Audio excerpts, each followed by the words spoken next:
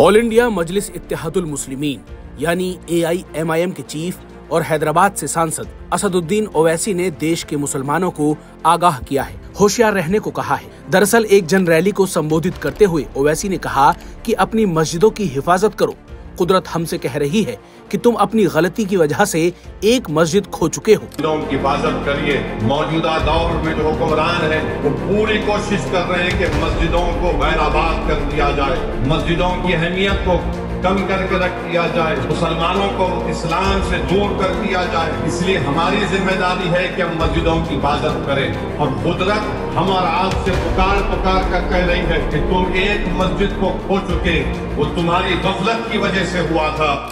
AIMIM chief Owaisi ने केंद्र सरकार पर हमला बोलते हुए कहा कि सत्ता में बैठे लोग हमारी मस्जिदों को ललचाई नजरों से देख रहे हैं, इसलिए सभी मस्जिदों को आबाद रखो और मस्जिदों की हिफाजत करो। इस दौरान उन्होंने कहा कि वो जानते हैं कि मुसलमानों को मस्जिद से दूर करोगे तो वो निहत्थे हो जाएंगे। ओवैसी ने कहा, मदरसे इस्लाम के किले हैं, इसलिए ये बहुत जरूरी है कि मदरसे, मरकज और मस्जिदों को आबाद रखा जाए। अगर आप होश के नाखून नहीं लेंगे तो फिर ये तमाम जो लोग आज इख्तिदार की कुर्सियों पर बैठने वाले ये जालिम लोग ये हमारी मस्जिदों पर ललचाई हुई नजरों से देख रहे हैं, वो जानते हैं कि मुसलमान को मस्जिद से दूर कर दो फिर ये निहत्था हो जाएगा।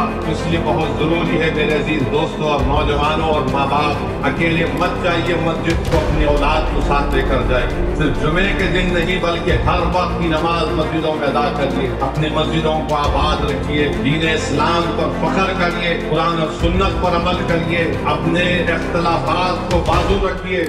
उन्होंने इस दौरान सरकार पर इल्जाम लगाते हुए कहा कि मौजूदा सरकार ये कोशिश कर रही है कि मस्जिदों को गैर आबाद कर दिया जाए।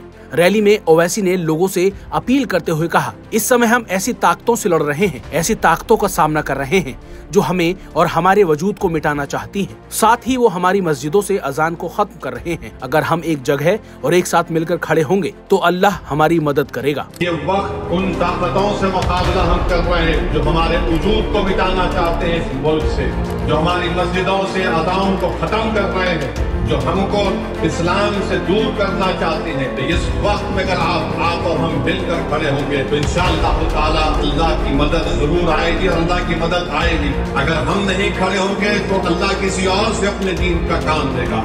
हम अल्लाह के मोहताज हैं, अल्लाह हमारा मोहताज नहीं है। ओवैसी ने इससे पहले भी इस तरह के बयान दिए हैं। उन्होंने इससे पहले भी मुस्लिम नौजवानों को एकजुट होने और मुस्लिम मजहब की हिफाजत करने की अपील की थी। ओवैसी ने कहा था कि अपनी मिल्ली अहमियत और ताकत को बरकरार रखें, साथ ही मस्जिदों को और मदरसों को आबाद रखें। कहीं ऐसा ना हो कि हमारी मस्जिदें हमसे फिर छीन ली जाएं। तो दोस्तों, इस खबर पर आप क्या सोचते हैं, आपकी क्या राय है, कमेंट बॉक्स में जरूर बताइए और हमारे चैनल द हिंदुस्तान पोस्ट को फॉलो और सब्सक्राइब करना बिल्कुल मत भूलिए।